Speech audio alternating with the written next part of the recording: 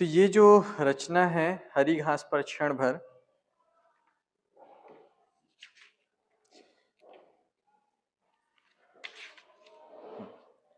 मनुष्य क्या है, प्रकृति से दूर होता जा रहा है, कटता जा रहा है ना। आप लोग में से ज्यादातर लोग साइंस वाले हो, यहाँ बैठे हो, डिम्पल बस बीए करके है ना। तो बीए सेकेंड ईयर में एक कविता है, अरे यायावर रहेगा याद। ठीक है, डिम्पल ऐसा अरे कभी सुनी हो कि नहीं करके, तो फिर क्या मतलब कि साइंस और ये लोग आर्ट्स जब एक बराबर है, याद ही नहीं है। तो अरे यायावर रहेगा याद कविता में क्या होता है कि एक जगह लेखक जाता है, वो जगह उसे बहुत अच्छी लगती है और मन ही मन सोचता है, जैसे आप लोग भी कहीं जाते हैं और बोलते हैं ना यहाँ हर साल आएंगे, यहाँ ऐसा करेंगे, आएंगे दोबारा, लेकिन जा पाते हैं क्या? जीवन के आपाधापी में इतना व्यस्त हो जाते हैं कि नहीं जा पाते हैं। जैसे कोड़केल का ही हम लोग जब कोड़केल कैंप लगाए थे है ना, तो कोड़केल में नहाने के लिए जो बांध बना है ना, उसमें नहाने जाते थे। तो फिर राकेश सर मैंने डिसाइड किया था बीच बीच में यहाँ आया करेंगे नहाने के लिए, लेकिन वो 19 में कैंप लगाए थे, तब से हम लोग कभी वहां जा ही नहीं पाए हैं। कोड़केल गए भी तो वहां नहाने के लिए नहीं जा पाए। ऐसी बहुत सारी जगह जो हमको अच्छी लगती है, हम बोलते हैं कि जाएंगे। तो अज्ञे भी वैसी कहते हैं कि मैं फिर आऊंगा दोबारा पलट कर। तो प्रकृति है उस पर व्यंग करती है। सहसा गरज कर दामिनी बोली, अरे आयावर रहेगा याद। मतलब तुम यहाँ से एक बार जाओगे तो शहर की आपाधापी में, व्यस्तता में इतने खो जाओगे कि तुमको मैं याद ही नहीं रहूंगी, वापस लौट नहीं पाओगे। तो हम लोग का जीवन इतना यांत्रिक हो गया है, अपने काम काज पैसा कमाने के चक्कर में, नौकरी के चक्कर में, या कुछ भी जीवन की व्यस्तताओं के चक्कर में, प्रकृति से हम लोग बिल्कुल क्या होते जा रहे हैं, कटते जा रहे हैं, दूर होते जा रहे हैं, है ना। और लेकिन प्रकृति अभी भी क्या होता है, सुकून देता है। आप कभी किसी नदी के पास, झरने के पास जाते हैं, कुछ देर बैठते हैं, मन अपने आप क्या होता है, शांत होने लगता है। आज लोगों के मन में इतनी हताशा, निराशा, फ्रस्ट्रेशन, अवसाद क्यों है? क्योंकि हम प्रकृति से बिल्कुल दूर होते जा रहे हैं। तो उसी की ये जो कविता है, हरी घास पर क्षण भर, कि आप हरी घास पर बैठिए, तो थोड़ी देर चलिए, तो थोड़े सुकून से प्रकृति के साथ समय बिताइए, आपको एक अलग अनुभूति होगी। उसकी ये कविता है। यहाँ पर जो कवि है अपनी साथी को ये कह रहे हैं कि आओ बैठे इसी ढाल की हरी घास पर, उनको आमंत्रण दे रहे हैं कि आओ हम लोग यहाँ पर बैठते हैं, ये जो ढाल नुमा जगह है उसकी जो हरी घास है उस पर बैठते हैं। माली चौकीदारों का यह समय नहीं है। जिस समय उनको बैठने के लिए आमंत्रित कर रहे हैं, उस समय माली चौकीदार या तो जा चुके हैं या आए नहीं हैं, है ना। अगर सुबह का समय होगा तो आए नहीं होंगे, और शाम का समय होगा तो वो जा चुके होंगे। और कह रहे हैं, और घास तो अधुनातन मानव मन की भावना की तरह। अब इस लाइन को ध्यान देना कि घास की तुलना मानव मन से कर रहे हैं, और कैसे कर रहे हैं कि घास तो अधुनातन मानव मन की, आधुनिक मानव के मन की भावना की तरह। मतलब आधुनिक जो मनुष्य है उसके मन की जो भावना है उसकी तरह क्या है, सदा बिछी है हरी न्योतती कोई आकर रौंदे। कविता में थोड़ा व्यंग भी है, उसको आपको समझना है कि जैसे आधुनिक मानव का मन है, उसकी भावनाएं हैं, वो बिछी हुई है, जैसे घास को कोई रौंद कर चले जाता है, ऐसे ही आज के समय में लोग क्या करते हैं, भावनाओं को रौंद देते हैं, कुचल देते हैं। तो जैसे मानव का मन बिछा हुआ है हरी, मतलब जो जिनके मन में अच्छाई है, पवित्रता है, प्रेम है, हरापन, मतलब जिनके मन में क्या है, प्रेम है, उनका मन बिछा रहता है घास की तरह, और न्योता देता है कि आओ रौंदो और चले जाओ। मतलब जो प्रेम करता है, लोग उसके हृदय को, उसकी भावनाओं को क्या समझते हैं, घास की तरह, आते हैं, बैठते हैं, रौंदते हैं और चले जाते हैं। ऐसी ही ये घास बिछी हुई है। देखिए कितनी अच्छी तुलना है, ये कह सकते हैं आप, कल्पना है कह सकते हैं कि घास और मानव मन, आप सोचेंगे तो दोनों में कोई समानता ही नहीं है। सामान्य व्यक्ति से पूछे कि घास की मानव मन से क्या समानता है, लेकिन अज्ञे ने एक समानता ढूंढ निकाला है कि जैसे मानव मन की भावनाओं को आधुनिक युग में लोग कुचल देते हैं, रौंद देते हैं, ऐसी ये घास भी वैसी ही बिछी हुई है। फिर आगे कहते हैं अपने मित्र से, आओ बैठो तनिक और सटकर, कि हमारे बीच स्नेह भर का व्यवधान रहे बस। कि आओ मेरे पास बैठो, सट कर बैठो, और हमारे बीच जो व्यवधान है, बाधा है, वह केवल किसका रहे, स्नेह का। मतलब शारीरिक दूरी ना रहे, अगर दूरी है भी तो किसकी रहे, स्नेह की, कि हमारे बीच स्नेह का अभाव है या स्नेह की कमी है। मतलब ये यह भी बता रहे हैं कि आज लोग सामने तो निकट नजर आते हैं लेकिन स्नेह का अभाव रहता है अच्छे अच्छे संबंधों में, नजदीकी संबंधों में, है ना। लेकिन कह रहे कि शायद हम पास बैठे, सट कर बैठे, तो वो जो स्नेह के व्यवधान है वह भी दूर हो जाए, हम दोनों के मन में एक दूसरे के लिए क्या उमड़ आए, स्नेह उमड़ आए, और हमारे बीच क्या ना रहे, नहीं दरारे सभ्य शिष्ट जीवन की। जो सभ्य जीवन है, शिष्ट जीवन है, उसमें जो दरारें हैं, जैसे आजकल लोग क्या है, मिलते हैं एक दूसरे से, ऐसा लगता है बहुत गर्मजोशी से मिल रहे हैं, लेकिन उनके बीच में जो प्रेम है, अपनापन है, वह क्या रहता है, गायब रहता है। वही क्या है, दरारें हैं सभ्य शिष्ट जीवन की। जैसे किसी दीवार में दरार है, वो दीवार ठीक से जुड़ा हुआ रहेगा क्या? ऐसे ही लोगों के बीच में शिष्टता की दरारें हैं, सभ्यता की दरारें हैं। एक वो था कि आजकल कोई दिल से नहीं मिलता, है ना, कोई दिल से नहीं मिलता, किसी से दिल नहीं मिलता। तो आजकल लोग आपस में मिलते हैं तो कैसा लगता है, कोई दिल से नहीं मिल रहा है, ऐसा हाथ मिलाएंगे गर्मजोशी से, लेकिन आप जैसे ही निकलोगे आपको बुराई करना शुरू कर देंगे। तो ये वास्तव में अपनापन नहीं है, इसलिए कह रहे हैं कि आओ तनिक पास बैठो। फिर आगे कहते हैं, चाहे बोलो, और उसको पूरी स्वतंत्रता दे रहे हैं अपने साथी को, मित्र को। चाहे बोलो, चाहे धीरे धीरे बोलो, चाहे स्वगत गुनगुनाओ, चाहे चुप रह जाओ। मतलब तुम्हारा जो मन करता है, तुम्हारा जो मन कहता है, अगर बोलने का मन कर रहा है, मुझसे बातें करने का मन कर रहा है, धीरे बात करने का, जोर से बात करने का, या कुछ गुनगुनाने का मन कर रहा है, मतलब तुम्हारा स्वगत जैसा तुम रहना चाहते हो, बोलते हैं ना, जिसके साथ रहकर भी तुम एकांत में रह सको, वही तुम्हारे साथ रहने योग्य है।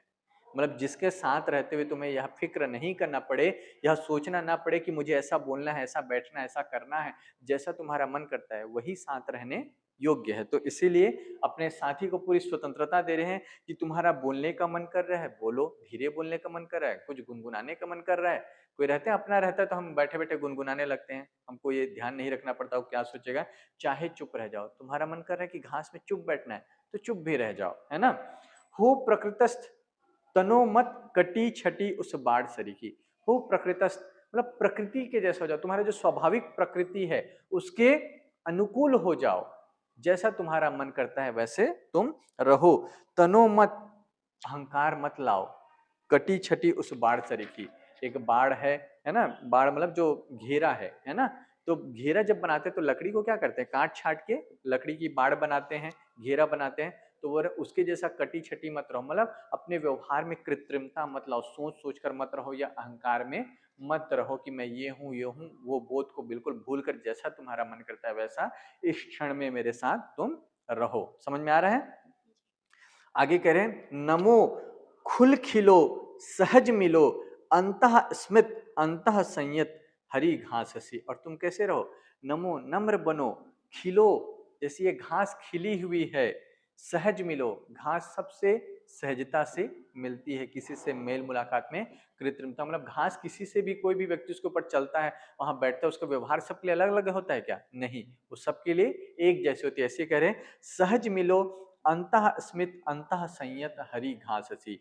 जैसा हरी घास अंतः स्मित मन ही मन मुस्कुराती है, और अंतः संयत अपने आप से संयमित है, वैसे ही तुम भी अपना व्यक्तित्व को बनाओ, मतलब अंदर से प्रसन्न रहो, अंदर से संयमित रहो, जैसी कि यह घास है वैसा तुमको होना है। आगे कह रहे हैं, जो नगरी सभ्यता पर व्यंग है या नगर से दूर जाने की बात है शांति की तलाश में, उसको इन पंक्तियों में व्यक्त करें। क्षण भर भुला सके हम नगरी की बेचैन बुदकती गडमड अकुलाहट, और न माने उसे पलायन। इंसान प्रकृति की ओर क्यों जाता है? जब वो शहरीपन से, शहर के शोरगुल से परेशान हो जाता है, तब वो प्रकृति की ओर जाता है, क्योंकि प्रकृति आपको क्या देती है? शांति प्रदान करती है, सुकून प्रदान करती है। इसलिए वो कह रहे हैं कि क्षण भर भुला सके हम कुछ क्षणों के लिए भुला सके। किसको भुला सके?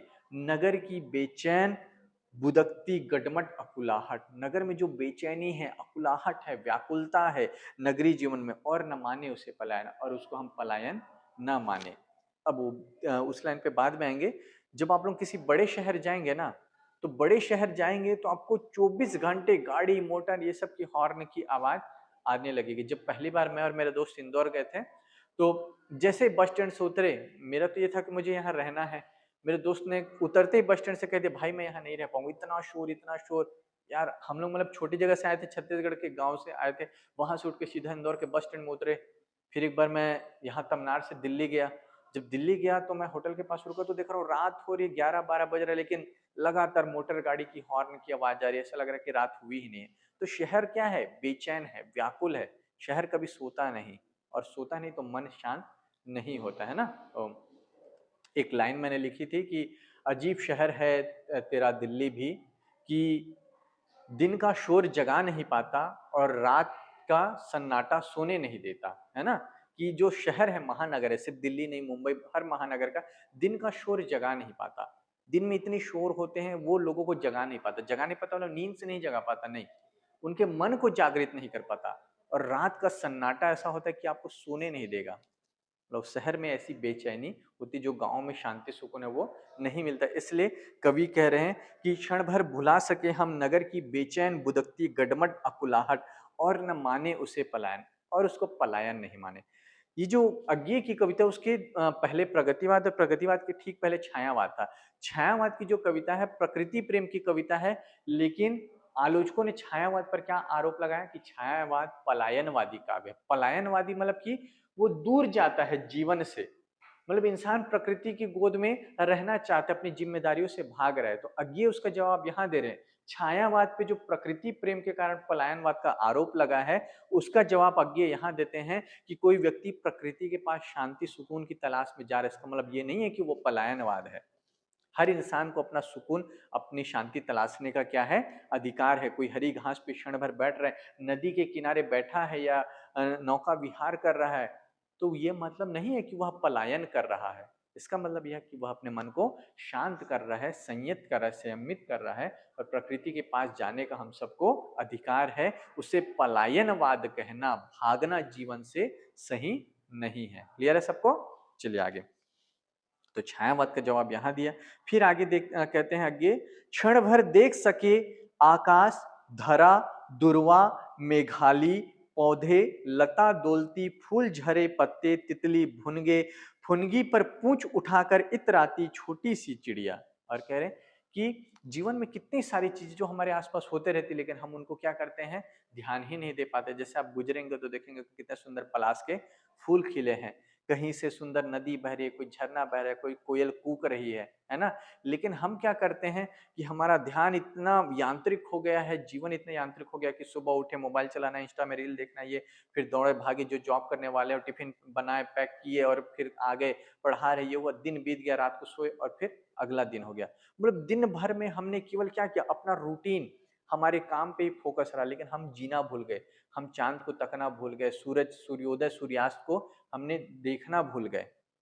ठीक है। तो अज्ञे वही कह रहे हैं कि कैसे छोटी छोटी चीजों को हमको देखना चाहिए।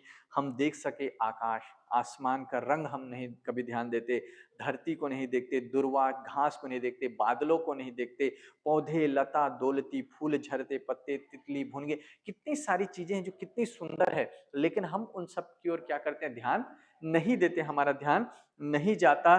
फुनगी पर पूंछ उठाकर इतराती छोटी सी चिड़िया, छोटी सी चिड़िया जो पूंछ उठाकर इतरा रही, हम कभी उसको नहीं देखते। जैसे मैं जिम जाता हूँ, वहां 2 चिड़िया डेली आती है ना, और मैं उसको डेली देखता हूँ, मुझे बहुत अच्छा लगता है। तो लेकिन हम लोगों ने इन चीजों को एंजॉय करना छोड़ दिया।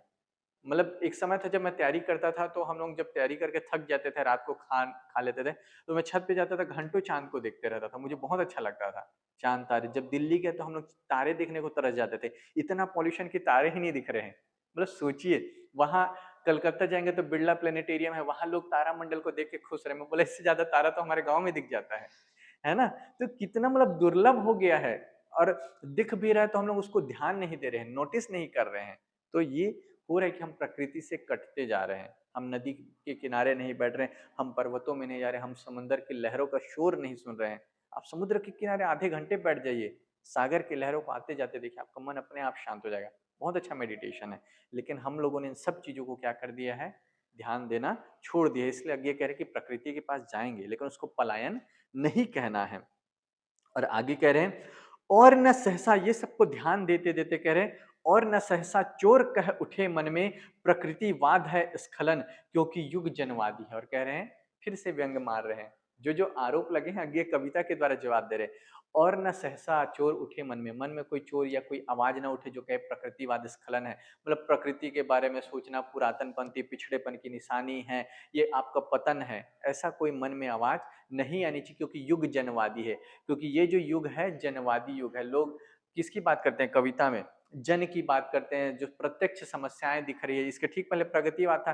प्रगतिवाद वही है कि क्रांति की बात करता है ना, और पूंजीवाद की विरोध की बात करता है। वो कहता है वही साहित्य जो लोगों के काम है। लेकिन जो प्रकृति में डूबी हुई कविता है उसको पिछड़ापन पलायनवाद कह रहे हैं। इसलिए अगे उनका जवाब या व्यंग का जवाब व्यंग से देते हुए कह रहे हैं कि मन ये ना कह उठे कि प्रकृतिवाद है स्खलन, मतलब प्रकृति के बारे में बात करना पिछड़ापन या पतन की निशानी, ऐसा मन में आवाज नहीं आना चाहिए। क्योंकि ये युग जनवादियों का, ऐसे कवियों की बाढ़ है जो केवल समाज के बारे में, जो बड़ी स्थूल चीजों के बारे में कविताएं लिखने को कविता या साहित्य कहते हैं। क्लियर है? चलिए आगे देखते हैं। क्षण भर हम ना रहे रहकर भी, देखिए कितनी अच्छी पंक्ति है। क्षण भर हम ना रहे रहकर भी, हम रहे लेकिन हमारे रहने का बोध ना हो, सुने गूंज भीतर के सुने सन्नाटे में। और कौन सी गूंज सुने? भीतर की गूंज सुने सन्नाटे में। अब देखिए विरोधाभास, सन्नाटा है लेकिन गूंज सुनाई दे रहा है ना। लेकिन ये गूंज कहाँ की है? अंदर की गूंज है, ठीक है, जिसको अनहद नाद कहा है कबीर ने। हमारे जो सर है दिव्य कीर्ति सर, वो कहते थे ध्यान क्या है? Timelessness, spacelessness, selflessness. समय को भूल जाना, है ना, स्थान को भूल जाना और खुद को भूल जाना। जब ये तीनों चीज का ध्यान ना रहे तो आप ध्यान में हैं। मतलब आपको पता है कि मैं ये हूं, मैं वो हूं, इतना समय हो रहा है, ये है वो है, ये ध्यान नहीं है। ध्यान मतलब किसी भी चीज का ख्याल नहीं आना। जैसे कि आपको एक उदाहरण देता हूं कि एक पंडित रहते हैं, वो पूजा करते रहते हैं, है ना, और वो पूजा करते रहते हैं, पंडित रहते हैं या फिर मियाँ जो भी पूजा करते रहते हैं। तो पूजा करते करते भगवान के ध्यान में रहते हैं, और लैला जो रहती है वो मजनू को ढूंढते ढूंढते, मजनू मजनू चिल्लाते चिल्लाते अचानक से दौड़ते हुए जाती है, इधर उधर खोजते रहती है, अचानक से उस पुजारी से टकरा जाती है। और पुजारी फिर भड़क उठते हैं और बोलते हैं तुमको पता नहीं है मैं ईश्वर का ध्यान कर रहा हूँ और तुम मुझसे टकरा गई, मेरी पूजा भंग कर दी। तो बोलती हैं कि मैं तो अपने मजनू के ध्यान में हूँ, मुझे तो आप नजर नहीं आए, आप तो ईश्वर के ध्यान में, आपको मैं कैसे नजर आ गए? तो ध्यान में है क्या? जब तक आपको बाहरी चीजों का बोध हो रहा है आप ध्यान में नहीं है। इसीलिए आगे कह रहे हैं कि क्षण भर हम ना रहे रहकर भी रहो पर अपने होने का बोध ना हो। यह क्या है? ध्यान है। यह स्वयं को क्या है? भूलना है। सुने गूंज भीतर के सन्नाटे, सुने सन्नाटे, अपने भीतर की गूंज को, भीतर की आवाज को हम अनसुना कर देते हैं। हमारे भीतर एक आवाज है जो हमें बहुत कुछ कहती है, बताना चाहते हैं, हम उस गूंज को सुने। किसी दूर सागर की लोल लहर की, जिसकी छाती की हम दोनों छोटी सी सिहरन है। और क्या आवाज सुने? किसी दूर दूर में कोई सागर की लहरें उठ रही है, गिर रही है, उसकी लहर को सुने, जिसकी छाती की हम दोनों छोटी सी सिहरन है। सागर की छाती मतलब सागर का हृदय, कि हम दोनों छोटी सी कंपन है। सागर में जो लहरें उठती है उसको कंपन कह रहे हैं कि हम दोनों यहाँ पर जो मौजूद है वो क्या है? सागर के लहरों का उतार चढ़ाव है, कंपन है। उसको महसूस कर सके। जैसे सीपी सदा सुना करती है, जैसे एक सीपी है जो सागर में रहती है, वो हमेशा सागर की लहरों के आवाज को सुनती है, उसके कंपन को महसूस करती है, उसका उठना गिरना महसूस करती है। शायद इसीलिए सीपी में मोती होते हैं, तो हम भी उसको महसूस कर सके ताकि हमारे मन में भी मोती खिल सके। आगे कहते हैं, क्षण भर लय हो मैं भी तुम भी, और न सिमटे सोच की हमने, अपने से भी बड़ा किसी भी अपर को क्यों माना। कह रहे हैं कि क्षण भर लय हो, कि क्षण भर हम प्रकृति के साथ लयबद्ध हो जाए, एकात्म हो जाए, उसके साथ हम मिल जाए, मैं भी तुम भी। और जब प्रकृति के साथ हम एकाकार हो जाए तो हमारे मन में यह सोच नहीं आए, यह भावना नहीं आए कि अपने से भी बड़ा, हमने अपने से बड़े किसी सत्ता को क्यों स्वीकार कर लिया। यही चीज आप असाध्य वीणा में पढ़ेंगे कि जब तक आपके भीतर मैं का बोध रहेगा कि मैं डिंपल हूं, मैं सविता हूं या मैं कमल हूं, ऐसा बोध रहेगा तो आप किसी के साथ एकाकार नहीं हो सकते हैं, एकात्म नहीं। चाहे वो ईश्वर हो, चाहे वो प्रकृति हो, चाहे वो प्रेम हो, है ना। कि कबीर कहते हैं ना कि प्रेम गलियति साकरी जामे दो न समाये, है ना। या मैं था तो हरि नहीं, हरि है तो मैं नहीं। अगर मैं हूं तो मेरे भीतर हरि नहीं आ सकता, और यदि हरि आ गए हैं तो मैं नहीं रहूंगा। तो आगे यही कह रहे हैं कि आपको अपना अस्तित्व विलीन करना होगा।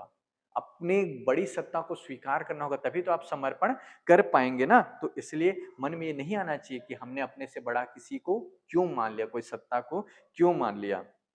आगे कहते हैं, क्षण भर अनायास हम याद करें, और हम क्या याद करें, तीरती नाव नदी में धूल भरे पथ पर आषाढ़ की भभक।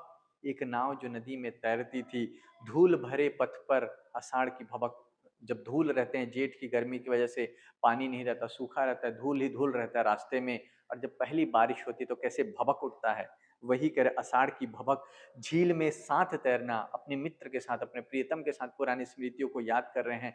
कह रहे कि एक समय था जब हम प्रकृति में कितना समय गुजारते थे, नाव में साथ घूमते थे, आषाढ़ की बारिश में भीगते थे, झील में साथ तैरते थे, हंसी अकारण खड़े महावट की छाया में। महावट की छाया में हम खड़े होकर हंसते थे, अकारण, बिना कारण के। सच्चा मित्र वही है जिसके साथ आप बिना किसी कारण के हंस सके, बिना वजह दो दोस्त रहते हैं, हंसते रहते हैं, है ना। तो बदन घाम से लाल, हमारा शरीर धूप से क्या हो, लाल। अब देखिए देशज शब्द का प्रयोग है, घाम से लाल, अज्ञेय शब्द का जादूगर है, धूप नहीं कह रहे, घाम से लाल। स्वेद से जमी अलक लट, और पसीने से क्या है, हमारे जो बाल है वो चिपक गए हैं, अलक लट जमे हुए। चप्पड़ कठवन पठत पठत दढ़ लकफ चलत दठ घट घड़ गफ वठ नदी की। ये देखिए यहाँ पर आप जब ये पंक्तियां आएंगे तो आप भाषा शैली की विशेषता को बता सकते हैं कि अज्ञेय ने किस तरह के भाषा का प्रयोग किया है। नदी की फूले नथुने भर्राई सीटी स्टीमर की, जो कोई स्टीमर चल रही है ना, नदी में या फिर समुद्र में, उसकी जो सीटी की आवाज है, मतलब ये सब चीजों को कह रहे कि हम ध्यान देना भूल गए हैं। खंडहर ग्रथित अंगुलियों, बसे बांसे का मधु, डाकिये के पैरों की चाप, अध जानी बबूल की धूल मिली सी गंध, झरा रेशम सिरीस का कविता के पद, मस्जिद के गुंबद के पीछे सूर्य डूबता धीरे धीरे। इतनी सारी चीजें जिसको हम ध्यान नहीं देते हैं, है ना। झरने के चमकीले पत्थर, मोर मोरनी, घुंघरू, संथाली झुमुर का लंबा कसक भरा आलाप, रेल की आह की तरह धीरे धीरे खिंचना। देखिए रेल की आह की तरह, जैसे आह भरते हैं, ठंडी आहें लेते हैं तो श्वास धीरे धीरे छोड़ते हैं ना, ऐसी रेल जब धीरे धीरे चलती तो उसको क्या करें, रेल की आह की तरह धीरे धीरे खिंचना। लहरें, आंधी, पानी, नदी के किनारे, नदी किनारे की रेती पर बित्ते भर की छाह झाड़ की, अंगुल अंगुल नाप नाप कर तोड़े तिनकों का समूह, लू, मौन। कितनी सारी चीजें जिसको हमने क्या किया है, भुला दिया है, जिसको हम ध्यान नहीं देते हैं। जो प्रकृति प्रेमी होता है, जो कवि होता है, वो हर चीज को क्या करता है, ध्यान देता है, हर एक चीज में एक सौंदर्य है। आप किसी तितली को देखिए किस तरह से उड़ती है, किस तरह से फूलों में बैठती है, किस तरह से उसका रस लेती है। किसी गिलहरी को आप किसी उद्यान में खेलते हुए देखिए, उसको कुछ खाते हुए देखिए, कितना इन सब चीजों में क्या है, सौंदर्य है। एक लगे रहो मुन्ना भाई में शायद पोयम है कि भूल गए कि सूरज का ढलना क्या है, कब सूरज को ढलते देखा था, कब सूरज का उगना देखा था। मतलब जिंदगी की दौड़ में हम इतना बिजी हो गए कि हम इन चीजों को क्या कर रहे हैं, ध्यान नहीं दे पा रहे हैं। तो बहुत अच्छी पोयम है, उसमें जो होस्ट रहती शायद विद्या बालन इस कविता को पढ़ती है, तो उसमें भी यही सब बातें बोले कि हम अपने जीवन आसपास की चीजों को हम ध्यान देना भूल गए हैं। तो इन सब चीजों को आगे गिनाते जा रहे हैं, इनका कोई विशेष अर्थ नहीं है कि इनको आपको एक एक चीज को एक्सप्लेन करना पड़े कि डाकिए का पद का चाप, मतलब आसपास की जो चीजें हमारे आसपास घटित होती है हम उसको ध्यान देना भूल गए हैं, है ना। मौन।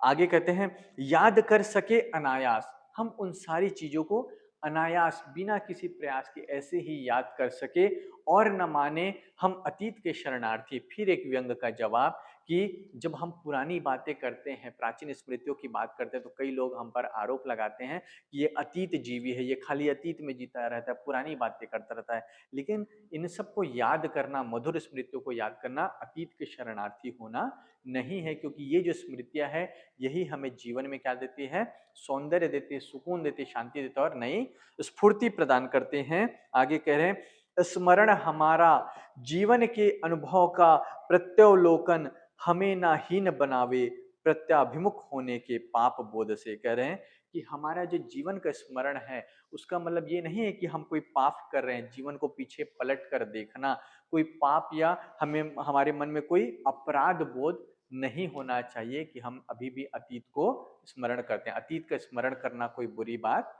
नहीं है। फिर आगे कह रहे हैं, आओ बैठो क्षण भर, मतलब अपने साथी को निमंत्रण दे रहे हैं बैठने, कह रहे हैं और कह रहे हैं कि इन सब चीजों को ध्यान दो, अतीत की बातों को याद करो, अपने मन को क्या करो, शांत करो। और फिर कह रहे हैं, यह क्षण हमें मिला नहीं है नगर सेठों की फयाजी से, हमें मिला है यह अपने जीवन की निधि से ब्याज सरिका। तो कह रहे हैं कि ये जो समय है जिसमें मैं तुम्हें अपने साथ बैठने को कह रहा हूं, यह किसी नगर सेठ, किसी संपन्न व्यक्ति की दरिया दिली से नहीं मिला है। मतलब जो जीवन हमको मिला है, जीवन में जो कुछ फुर्सत के पल मिलते हैं, वो पल ऐसा नहीं है कि किसी की दरिया दिली या किसी की कृपा से मिला है, बल्कि ये क्षण हमने क्या किया है, कमाया है जीवन की निधि से ब्याज सरीखा। जैसे जीवन, आप पैसा जमा करते हैं बैंक में, थोड़ा सा ब्याज मिलता है ना, ऐसे ही जीवन में ये जो कुछ शांति के पल है, सुकून के पल है, वो हमें ब्याज की तरह मिला हुआ है, उपहार के स्वरूप, अतिरिक्त के रूप में मिला हुआ है। तो हम इस क्षण का क्या करें, लुप्त उठाए। इसलिए आपके जीवन में जब ऐसे पल आए, जब आप प्रकृति के करीब आए, तो उस पल को आप क्या करना, पूरी तरह से जी लेना। आओ बैठो क्षण भर तुम्हें निहारूं, अपनी जानी एक एक रेखा पहचानूं, चेहरे की, आंखों की, अंतर मन की, और हमारे साझे की अनगिन स्मृतियों की। और कह रहे हैं कि आओ तुम मेरे पास बैठो, और तुम मेरे पास बैठो तो मैं तुम्हारे चेहरे की एक एक रेखा को पहचानूं। मतलब वो जो भी उनके मित्र हैं, उनसे बहुत प्रेम करते हैं, जिनसे हम प्रेम करते हैं, उनके चेहरे के एक एक हाव भाव, एक एक रेखा को हम पहचानते हैं, है ना। तो वही कह रहे हैं कि तुम्हारे चेहरे की रेखा को पहचानूं, आंखों की, और आगे चलकर क्या करें, अंतर मन की रेखाओं को भी, मतलब तुम्हारे मन में क्या भावनाएं चलती है, तुम क्या सोचते हो, उन सबको भी पहचानूं। पहचानूं क्यों कह रहे हैं, क्योंकि कभी बहुत साथ बैठते थे, साथ रहते थे, लेकिन अब समय वैसा नहीं मिल रहा है, इसलिए कह रहे हैं कि दोबारा मेरे साथ बैठो, ताकि मैं उन स्मृतियों को फिर से याद कर सकूं, तुम्हें मैं गौर से देख सकूं, और हमारी साझे की अनगिन स्मृतियों की, और हमारी जो साथ की स्मृतियां हैं, अनगिन इतनी सारी स्मृतियां हैं, उन सबको मैं पुनः तुम्हें देखकर पहचानना चाहता हूं या याद करना चाहता हूं। तुम्हें निहारूं, कि मैं तुमको ध्यान पूर्वक देखूं, झिझक ना हो, निरखना दबी वासना की विकृति है। और जब मैं तुम्हें देखूं तो मेरे मन में कोई संकोच ना हो, कि किसी को ध्यान पूर्वक देखना मन में वासना का संचार है। मतलब मैं तुम्हें बिना वासना रहित होकर भी केवल प्रेम पूर्वक तुमको क्या कर सकता हूं, देख सकता हूं। तो मन में कोई ऐसे भाव ना आए, ना मेरे मन में ना तुम्हारे मन में। धीरे धीरे धुंधले में चेहरे की रेखाएं मिट जाए, केवल नेत्र जगे उतने ही धीरे। और कह रहे हैं मैं तुमको इस तरह से देखूं, इस तरह से देखूं कि सारी रेखाएं धुंधले हो जाए, मतलब तुम्हारा चेहरा भी धुंधला पड़ जाए, मतलब तुम्हारा जो भौतिक मौजूदगी है वह मायने ना रखे, बल्कि तुम्हारा साथ केवल वह तुम्हारे साथ होने का बोध है, भाव है, तुम्हारे समीप होने का एहसास महत्वपूर्ण हो जाए। इसलिए कह रहे हैं केवल नेत्र जगे, केवल आंखें ही क्या कर पाए, महसूस कर पाए, उतनी ही धीरे। हरी घास की पत्ती पत्ती भी मिट जावे, लिपट झाड़ियों के पैरों में। वही जो मैंने कहा था कि ध्यान क्या है, स्थान का बोध ना होना, समय का बोध ना होना, स्वयं का बोध ना होना। इसलिए कह रहे हैं कि सबके होने का एहसास मिट जाए, तुम्हारे भौतिक उपस्थिति का एहसास मिट जाए, केवल भावनाएं महसूस हो, हरी पत्तियां भी मिट जाए और झाड़ियां भी घुल मिल जाए क्षिति रेखा के मसृण ध्वांत में, और केवल बना रहे विस्तार हमारा बोध मुक्ति का। सब चीज विलीन हो जाए, न मैं रहूं न तुम रहो, केवल क्या रह जाए, केवल बना रहे विस्तार हमारा बोध मुक्ति का। केवल यही बोध हो कि हम एक दूसरे के साथ मुक्त हो रहे हैं, ऐसी भावनाओं का एहसास हो। क्या एहसास हो, सीमाहीन खुलेपन का, ऐसा खुलापन, ऐसी आत्मीयता जिसकी कोई सीमा ना हो, हम अपने बंधनों से मुक्त हो जाए। यह भाव तुम्हारे साथ बैठकर मुझे महसूस हो, या मैं महसूस करना चाहता हूं। चलो अब उठे, अब तक हम बंधु थे सैर को आए। और कह रहे हैं कि चलो अब हम उठते हैं, अब तक हम बंधु थे, मित्र थे, सखा थे, जो सैर को आए थे। देखे हैं क्या कभी घास पर लोटपोट होते सत भैया शोर मचाते। बोले जो घास पर लोटपोट होते हैं सत भैया, वो कभी शोर नहीं मचाते। मतलब हम शांति का अनुभव करने आए थे, एक दूसरे से सामीप्य का अनुभव, आत्मीयता का अनुभव करने आए थे, पुरानी स्मृतियों को महसूस करने आए थे। उस स्मृतियों को महसूस कर लिया, तो अब हम बिना कोई शोर मचाए यहाँ से उठ जाते हैं। क्यों? और बैठे रहे तो लोग कहेंगे धुंधले में दुबके प्रेमी बैठे हैं, क्योंकि यदि ज्यादा देर हम बैठे रहें तो लोग क्या सोचेंगे कि कोई प्रेमी जोड़ा यहाँ पर बैठा हुआ है। मतलब कविता के अंत के दो पंक्तियों के पहले उन्होंने समाज की परवाह नहीं की, लेकिन अंत में आते आते जब वो ध्यान भंग होता है और उठ चलने को मन होता है तो उनको लोगों का भी ख्याल आता है कि लोग कहेंगे कि कोई प्रेमी बैठा है, इसलिए हम यहाँ से उठ चलते हैं। वह हम हो भी तो यह हरी घास ही जाने, और कह रहे हैं कि यदि हम प्रेमी सच में है भी तो ये बात हरी घास जानेगी, है ना। जिसके खुले निमंत्रण के बल जग ने सदा उसे रौंदा है और वह नहीं बोली। हरी घास ने सबका स्वागत किया है, सबको उदारता से क्या क्या आमंत्रित किया, और इसी उदारता का परिणाम जग ने क्या किया, उसे रौंदा है, कुचला है। नहीं सुने हम वह नगरी के नागरिकों से जिनकी भाषा में अतिशय चिकनाई है साबुन की, किंतु नहीं है करुणा। अब देखिए नगर पर जबरदस्त व्यंग है कि नहीं सुने हम वह नगरी के नागरिकों से, हम नगरी के नगर के लोगों से नहीं सुनना चाहते। क्यों नहीं सुनना चाहते? जिनकी भाषा में अतिशय चिकनाई है साबुन की। जैसे साबुन चिकनी होती है ना, वैसे लोगों की भाषा चिकनी होती है, जो बहुत ज्यादा मीठा बोलते हैं उन लोगों से थोड़ा दूर रहना चाहिए, है ना, क्योंकि ये लोग मीठी छुरी होते हैं। तो वही कह रहे नगरी के लोग क्या है, बहुत आपसे आत्मीयता से मिलेंगे, ऐसा लगेगा कि आत्मीयता से मिल रहे, बहुत मीठी मीठी बात करेंगे, लेकिन ये क्या है, अतिशय चिकनाई है किंतु नहीं है करुणा। लेकिन उनके मन में आपके प्रति कोई करुणा, कोई सहानुभूति नहीं है, केवल वो अतिशय चिकनाई है, बाहरी दिखावा है। तो इसलिए हमें उनकी कोई बात नहीं सुननी है। उठो चले प्रिय, इसलिए यहाँ से उठते हैं और चलते हैं प्रिय, क्योंकि हमको जो अनुभव करना था, जो शांति, सुकून, जो सामिप्य, जो आत्मीयता, वो हम इतनी देर बैठकर महसूस कर चुके हैं, और अब हम यहाँ से चलते हैं। तो ये कविता है हरी घास पर क्षण भर, कि प्रकृति हमको क्या देती है, प्रकृति के सामीप्य, प्रकृति का सानिध्य हमें क्या महसूस कराता है। ठीक है, तो यही है कि जब आपको कोई बहुत प्रिय व्यक्ति आपके साथ रहेगा तो आपको जरूरी नहीं कि किसी अच्छी जगह में, ये जगह में, प्रकृति में आप शांत बैठकर भी उस सामीप्य को, उस प्रेम को आप अनुभव कर सकते हैं। क्लियर है? तो ये एक कविता है, फिर दो तीन कविताएं और बाकी उसको कंप्लीट करेंगे। ठीक है, समझ में आ गया सभी को? चलिए ठीक है, फिर मिलते हैं अगली क्लास में नई कविता के साथ।